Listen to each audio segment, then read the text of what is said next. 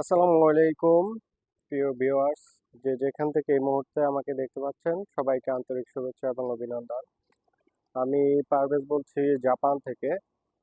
তো আজকে আমি কথা বলবো, আপনারা জাপানে যারা আসেন বা জাপানে যারা আছেন তারা কিভাবে আপনারা আপনাদের ড্রাইভিং লাইসেন্স করতে পারেন, যেটা বাংলাদেশ থেকে। এবং আপনারা ইতিমধ্যেই জানেন যে জাপানের ড্রাইভিং লাইসেন্স করা খুব টাফ। এবং যেটা ধরুন অনেক ব্যয়, যেটা প্রায় 3 লাখ টাকার কাছাকাছি খরচ হয়ে যায় এখানে ড্রাইভিং লাইসেন্স করতে। এবং ড্রাইভিং লাইসেন্স করলেই এখানে অনেক সুবিধা পাওয়া যায়, যেটা আপনার সহজে আপনাকে অনেক কিছু জব বা যে কোনো কিছু করতে পারবে। তো এখন জাপানে ফল সিজন চলে, দেখতে পাচ্ছেন পিছনে যে গাছগুলা বা লাল হয়ে গেছে, শুকনো পাতা হয়ে গেছে, এরকম জাপানের ন্যাচারাল ভিউটা এখন অনেক সুন্দর অন্য অন্য দিনের তুলনায়, অন্য অন্য সিজনের তুলনায়।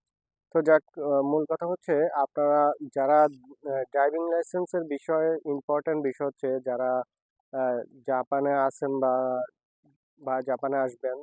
যারা আসবেন তাদেরকে উপদেশ হচ্ছে আপনারা যেটা মেইন সেটা হচ্ছে আপনারা অবশ্যই বাংলাদেশ থেকে ড্রাইভিং শিখে একটা ড্রাইভিং লাইসেন্স নিয়ে জাপানে আসবেন। আর যারা অলরেডি জাপানে আছেন, যদি আপনাদের জাপানের বা বাংলাদেশি ড্রাইভিং লাইসেন্স থাকে, সেই ক্ষেত্রে আপনি কিভাবে অল্প খরচে আপনি এই ড্রাইভিংটা কনভার্ট করে আপনি আপনার জাপানি ড্রাইভিং লাইসেন্স নিতে পারেন, এই এই বিষয়ে আজকে আপনাদেরকে সম্পূর্ণ ধারণা দেওয়ার চেষ্টা করব। তো যে ধারণাটা দিব সেটা আমি নিজেও ওটা গেছি বা এই ইনফরমেশনটা নিছি, নেওয়ার পরে আপনাদেরকে সেখান থেকে বলতেছি। তো এখানে ড্রাইভিং কনভার্ট করার ক্ষেত্রে সিস্টেম হচ্ছে, ফার্স্টে আপনি একটা ড্রাইভিং স্কুলে যাবেন। সেখানে আপনাকে ওই স্কুলের কিছু ফি আছে, ফি দেওয়ার পরে আপনার যে ডকুমেন্টসগুলো আছে এগুলা আপনি জাপানি ভাষায় কনভার্ট করতে হবে। এবং বাংলাদেশ থেকে আপনি যেই ডকুমেন্ট ড্রাইভিং লাইসেন্সটা আনছেন সেটাও আপনাকে জাপানি ভাষায় কনভার্ট করতে হবে। কনভার্ট করার পরে আপনি জাপানে যে ড্রাইভিং পরীক্ষা আছে সেটার জন্য আবেদন করতে হবে। তো সেটা আসলে উম, তেমন একটা ব্যয় না। 5,000 ইয়েন পরীক্ষার ফি লাগে। আমি যে স্কুলে গেছি সেটা থেকে ওরা আমাকে যে ডকুমেন্টসটা দিছে সেখানে একদম ফি এবং খরচ সবকিছুই বলা আছে। 5,000 ইয়েন পরীক্ষার ফি। এবং আপনাকে অবশ্যই যেহেতু বাংলাদেশে ড্রাইভিং টেস্ট আর এখানে ড্রাইভিং টেস্টে অনেক ডিফারেন্স আছে। এবং ওদের এখানে সিস্টেম হচ্ছে আপনি অবশ্যই আপনি প্র্যাকটিস করতে হবে, কারণ হচ্ছে এখানে টেস্ট আর বাংলাদেশের টেস্ট তো অনেক ডিফারেন্স।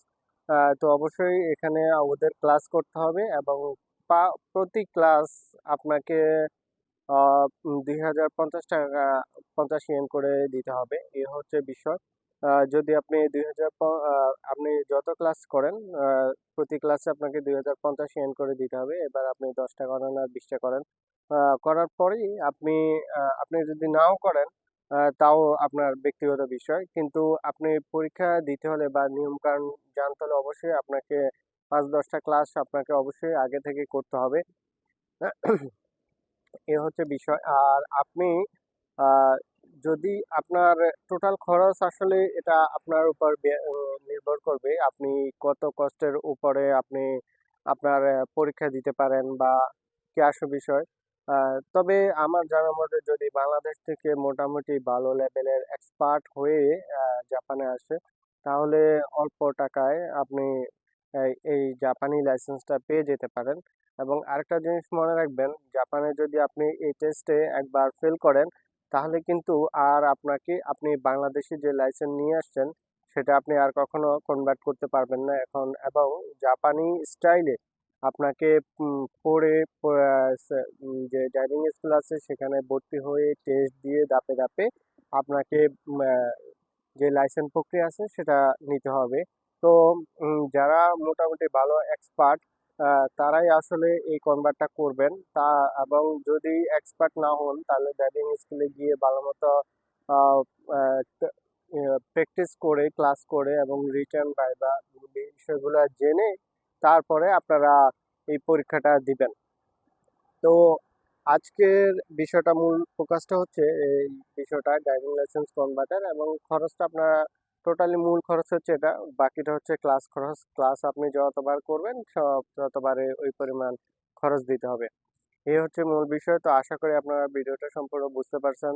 তো সবাই ভালো থাকবেন, সুস্থ থাকবেন। আল্লাহ হাফেজ।